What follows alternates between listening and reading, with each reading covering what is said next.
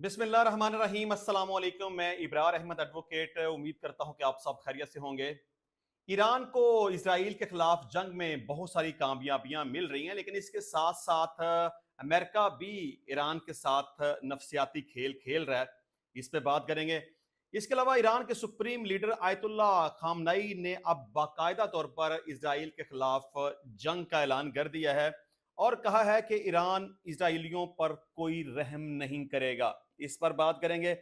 इसके अलावा इजराइल ने ईरान के जोहरी प्लांट को तबाह किए बगैर हमले ना रोकने का ऐलान किया है, इसको डिस्कस करेंगे। और इसके अलावा ईरान के सुप्रीम लीडर ने जंग के इख्तियारात मुंतकिल कर दिए हैं। ये इख्तियारात क्यों मुंतकिल किए गए और किसको किए गए, इस पर भी बात करेंगे। और इसके अलावा आर्मी चीफ आसिम मुनीर आज अमरीकी सदर डोनाल्ड ट्रंप से मुलाकात करेंगे, इस पर भी बात करेंगे। और इसके अलावा भारत ने अमरीकी सालसी कबूल करने से इनकार कर दिया है, इसको डिस्कस करेंगे। और आखिर में रूस का कहना है कि ईरान को जोहरी तनसीबात रखने का हक हासिल है, इसको डिस्कस करेंगे। लेकिन सबसे पहले, जिस तरह से मैंने कहा कि हालिया इस वक्त जो ईरान और इजराइल के दरमियान जंग जारी है, इसमें ईरान को बहुत ज्यादा बढ़तरी हासिल है। और मैं समझता हूं कि बज़ाहिर जो समझा जा रहा था कि ईरान एक कमजोर मुल्क है, वो इजराइल का मुकाबला नहीं कर सकेगा और शायद दो चार मिसाइल उसके ऊपर फेंके जाएंगे तो वो सरेंडर कर जाएगा। अमेरिका का यही ख्याल था कि अपने मुज़ाकरात को कोई रंग देने के लिए और ईरान के साथ कोई डील करने के लिए इजराइल को कहा कि ईरान के ऊपर अटैक कर दो, तो ये ज्यादा देर तक सरवाइव नहीं कर सकेगा और बहुत जल्द ये सरेंडर कर जाएगा और टेबल के ऊपर बैठ जाएगा और जैसे हम कहेंगे वैसा कर लेगा। लेकिन ऐसा तो बिल्कुल भी नहीं हुआ।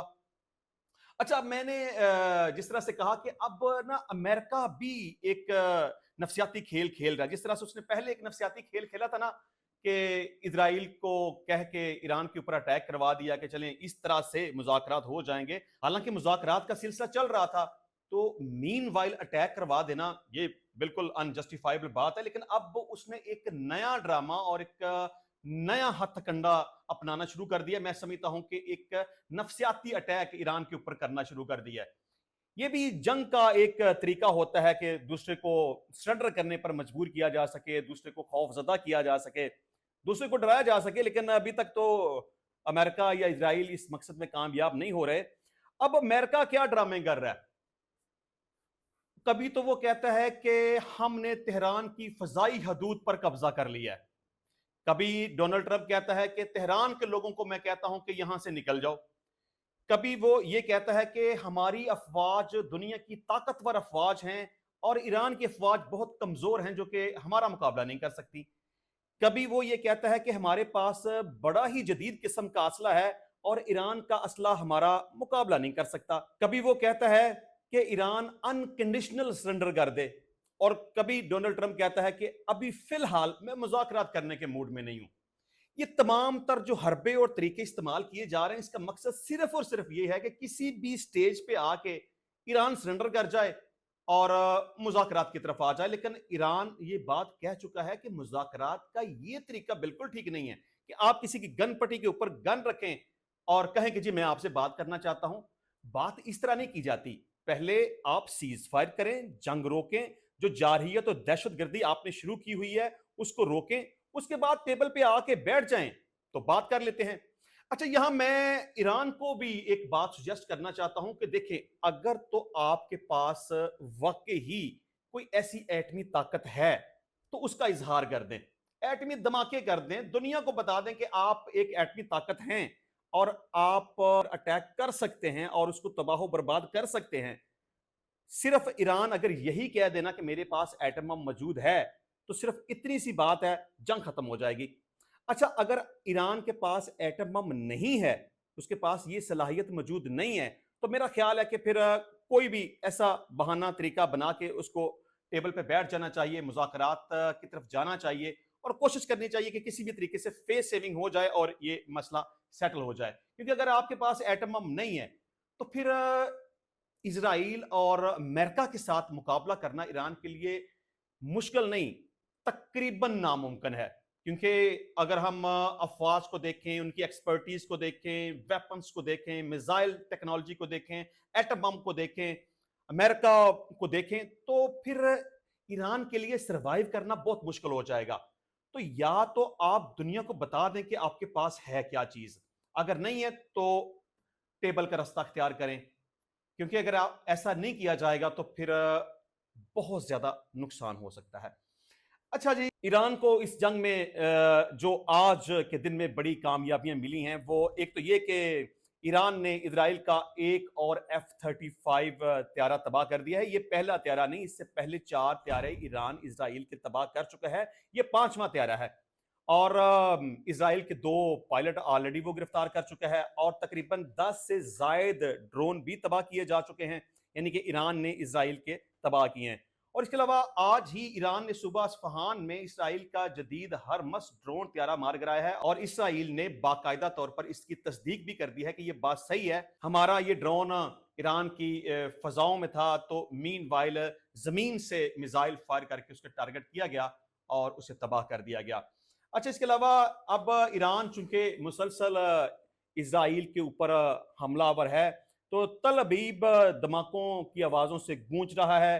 پاسداران انقلاب نے دعویٰ کیا ہے کہ اسرائیلی فضائی حدود کا مکمل کنٹرول حاصل کر لیا ہے، اور اس کے ساتھ ساتھ اسرائیلیوں کو یہ وارننگ بھی دی گئی ہے کہ آپ کی فضائی حدود پر ہم نے مکمل طور پر قبضہ کر لیا ہے، اب اگر آپ کو جان پیاری ہے تو یہاں سے نکل جائیں۔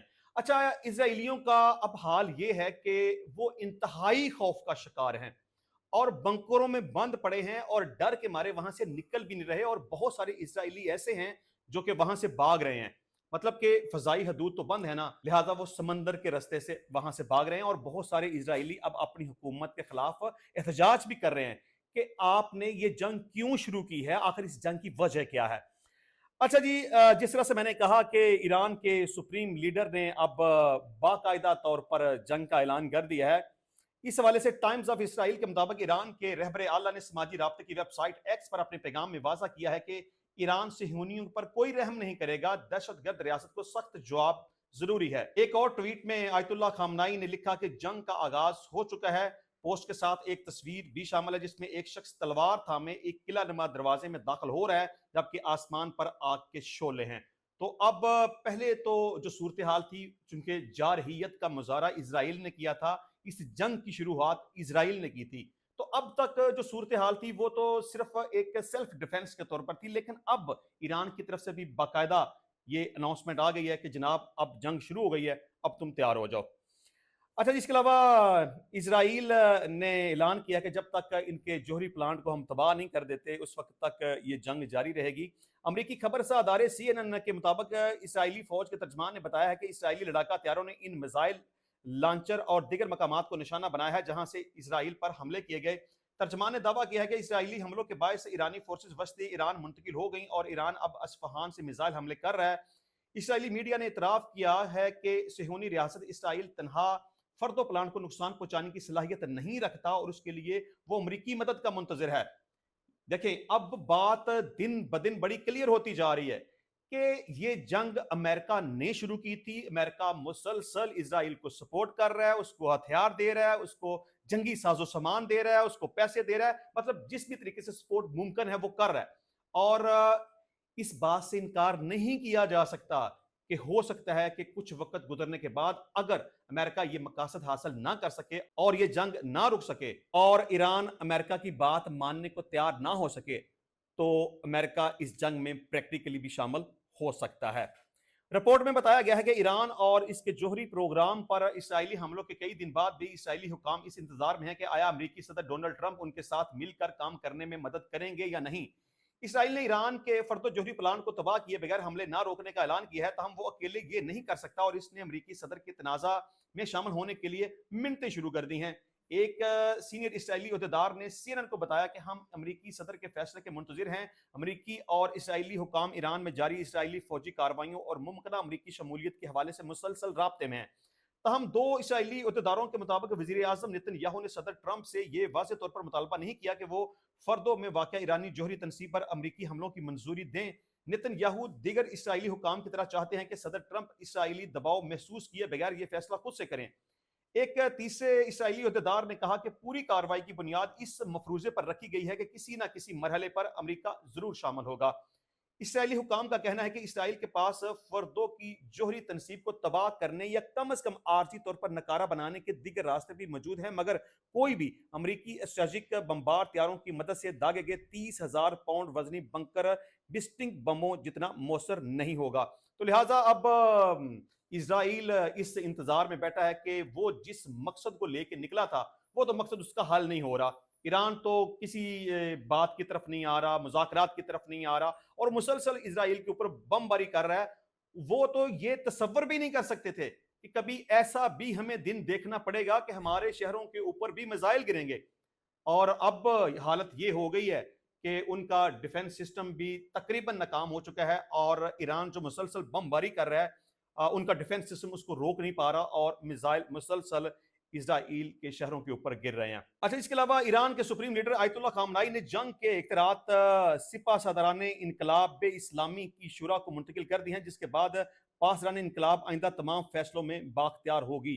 चले जी, ये उन्होंने सिर्फ इस वजह से किया है कि अगर जिस तरह से अमेरिका कहता है ना कि वो मेरे निशाने पे है, या इसराइल ये समझता है कि आयतुल्ला खामनाई उसके निशाने पे हैं, वो जब चाहें उसको टारगेट कर सकते हैं, लेकिन फिलहाल अमेरिका कहता है कि नहीं, अभी फिलहाल टाइम नहीं है, हम खामनाई को टारगेट नहीं करेंगे। तो इस खतरे के पेश नजर खामनाई अपनी फैमिली के साथ एक महफूज मकाम पर मौजूद हैं। ये सिर्फ इस एहतियात के तौर पर किया गया है कि अगर इनकी शहादत हो जाए तो कमांड का तसलसल कायम रहे। अच्छा, इसके अलावा आर्मी चीफ आसिम मुनीर साहब चूंकि इस वक्त अमेरिका के दौरे पर हैं, तो आज डोनाल्ड ट्रंप अमेरिकन प्रेसिडेंट की तरफ से उन्हें खाने पर बुलाया गया है और पाकिस्तानी वक्त के मुताबिक आज रात 10 बजे डोनाल्ड ट्रंप के साथ आर्मी चीफ आसिम मुनीर साहब की मुलाकात होगी, लेकिन इस मुलाकात में सहाफियों को आने की इजाजत नहीं होगी। तहम अमकान है कि सदर ट्रंप अगर मीडिया से बात करें या सोशल मीडिया पर पोस्ट करें तो इस मुलाकात के हवाले से कोई तफसील बताएंगे, लेकिन जो इनकी मुलाकात होगी एक मखसूस कमरे में होगी, एक कैबिनेट में होगी और ये वन ऑन वन मुलाकात होगी। ये भी कहा जाता है कि अमेरिका के सदर डोनाल्ड ट्रंप की पाकिस्तान के किसी भी आला तरीन शख्सियत से ये पहली मुलाकात है और इस मुलाकात में खास तौर पर कश्मीर के हवाले से बात की जाएगी। अच्छा, जिसके अलावा भारत के सेक्रेटरी खारजा विक्रम मिस्री ने दावा किया है कि भारतीय वजीर आजम नरेंद्र मोदी ने अमेरिकी सदर डोनाल्ड ट्रंप को बताया कि भारत पाकिस्तान के साथ अपने तनाजा में किसी तीसरे अफ्रीकी सालसी को कबूल नहीं करेगा और कभी भी कबूल नहीं करेगा। अच्छा, इनका यह बयान किस हद तक बेवकूफी पर मबनी हो सकता है, आप अंदाजा लगा लें। मतलब कि जब पाकिस्तान और हिंदुस्तान के दरमियान जंग चल रही थी तो उस वक्त सबसे पहले अमेरिका के पास कौन गया? किसने अमेरिका को कहा, किसने डोनाल्ड ट्रंप को कहा कि आप दरमियान में आए और सालसी का किरदार अदा करें? क्योंकि अगर ट्रंप को ना कहा जाता तो वो इस जंग में कभी भी शामिल नहीं होता और कभी भी सीज फायर नहीं करवाता। ये डेफिनेटली जब हिंदुस्तान को मार पड़ रही थी, पाकिस्तान हिंदुस्तान के ऊपर मुसलसल अटैक कर रहा था, तो हिंदुस्तान ने फौरी तौर पर डोनाल्ड ट्रंप से राब्ता किया और उसने सिर्फ एक ट्वीट की कि मैंने हिंदुस्तान और पाकिस्तान के दरमियान जंग बंदी करवा दी है, तो जंग रुक गई। अगर ये समझते हैं कि जी पाकिस्तान और हिंदुस्तान के दरमियान जो भी सूरत हाल है, कश्मीर का मसला है, दहशतगर्दी का मसला है, पानी का मसला है, वट किसी भी किस्म का कोई मसला है, हम दुनिया के किसी दूसरे मुल्क को दरमियान में लेके नहीं आएंगे, डोनाल्ड ट्रंप को दरमियान में लेके नहीं आएंगे। अब आप अंदाजा कर लें कि इस स्टेटमेंट को किस हद तक दुरुस्त माना जा सकता है कि अब विक्रम मिस्री ये कहता है कि नरेंद्र मोदी ने डोनाल्ड ट्रंप को टेलीफोन किया और 30-35 मिनट उसके साथ बात की और कहा कि हम किसी भी दूसरे मुल्क की सालसी कबूल नहीं करेंगे। मतलब अमेरिका को यह कहा जा रहा है कि जी तुम्हारी सालसी हम कबूल नहीं करेंगे और पाकिस्तान और हिंदुस्तान के दरमियान जो भी मामलात हैं वो हम खुद ही देखेंगे, हमें किसी दूसरे मुल्क की सालसी की जरूरत नहीं है। तो ये एब्सोल्यूट झूठ पर मबनी बात है, क्योंकि ये जो क्लेम करते हैं ना जी पाकिस्तान और हिंदुस्तान के दरमियान जब जंग शुरू थी तो पाकिस्तान की फोर्सेस ने हमारी फोर्सेस के साथ राब्ता किया वगैरह वगैरह, ये बिल्कुल एक फुलिश किस्म की बात है। ऐसा मुमकिन नहीं होता। अफवाज जब जंग की हालत में होती हैं तो एक दूसरे के साथ राब्ता नहीं करती। तो ये बात कहना बिल्कुल कॉमन सेंस के खिलाफ है। अब अगर ये समझते हैं कि जो जंग बंदी हुई थी उसमें अमेरिका का किरदार नहीं है, तो बंदा इनको पूछे कि डोनाल्ड ट्रंप की जब ट्वीट आई थी तो तुम्हें चाहिए था ना उसी वक्त कोई एक नई ट्वीट डाल देते। मतलब नरेंद्र मोदी अपने एक्स अकाउंट के ऊपर एक ट्वीट करता कि नहीं जी, ये डोनाल्ड ट्रंप ने जो ट्वीट लगाई है ना कि उसने पाकिस्तान और हिंदुस्तान के दरमियान जंग बंदी करवाई है, उस बंदे का इसमें कोई किरदार नहीं है, हमने बराह रास्त एक दूसरे के साथ राब्ता किया है कि हम ये जंग रोक रहे हैं। भाई तुम अगर ये समझते हो कि किसी दूसरे मुल्क की सालसी की जरूरत नहीं है, तो ट्रंप के ट्वीट करने से पहले तुम खुद ट्वीट कर देते, या उसने जब ट्वीट की थी उसको डिनाई कर देते, या उसके बाद तुम कोई नई ट्वीट कर देते। मतलब कोई ऐसा पैगाम तो देते ना जिससे ये साबित होता। तो अब तक तकरीबन 12-13 दफा डोनाल्ड ट्रंप ये बात कह चुका है कि हिंदुस्तान और पाकिस्तान के दरमियान मैंने जंग बंदी करवाई है। तो तब तो इनका मुंह बंद था, कोई बात नहीं कर रहे थे, और अब ये कहते हैं कि जी हम किसी दूसरे मुल्क की सालसी कबूल नहीं करेंगे। तो ट्रंप अगर तुम्हें कहे कि मैं सालस बनने को तैयार हूं, तो कौन सा वो गन पॉइंट पे तुम्हें कहेगा? तुम्हारी मर्जी है, पहले भी तुम खुद उसे दरमियान में लेके आए थे, तो अब भी तुम्हारी मर्जी है, उसकी ऑफर को मानो या ना मानो। बहरहाल ये बात लॉजिक के खिलाफ है। अच्छा जी, इसके अलावा रूस ने कहा कि ईरान को पुरअमन जौहरी तनसीबात रखने का हक हासिल है और हमेशा रहेगा। रूसी खबर अदारे तास के मुताबिक रूसी वजारत खारजा की तर्जमान मारिया ने कहा कि मशरकी वस्ता में जौहरी खतरा कोई मफरूजा नहीं बल्कि हकीकी और अमली पहलू रखता है, जो ना सिर्फ इस खिते बल्कि पूरी दुनिया के लिए खतरे का बायस है।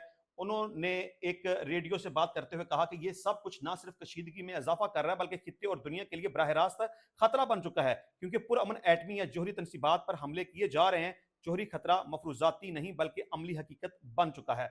उन्होंने जोर देकर कहा कि ईरान को पुरअमन जौहरी तनसीबात रखने का हक हासिल है और हमेशा रहेगा, और ये तनसीबात अब हमलों की जद में है। तो बहरहाल मैं समझता हूं कि रूस ने जो कहा वो बिल्कुल सही कहा। अगर इसराइल को हक है, अमेरिका को हक है, या दूसरे ममालिक जिनके पास एटमी टेक्नोलॉजी मौजूद है उनके पास ये हक है, तो इसी तरह ईरान के पास भी हक है। इंशाल्लाह मिलते हैं नेक्स्ट टाइम नई वीडियो में नए टॉपिक के साथ। तब तक के लिए इजाजत दीजिए। अल्लाह हाफिज।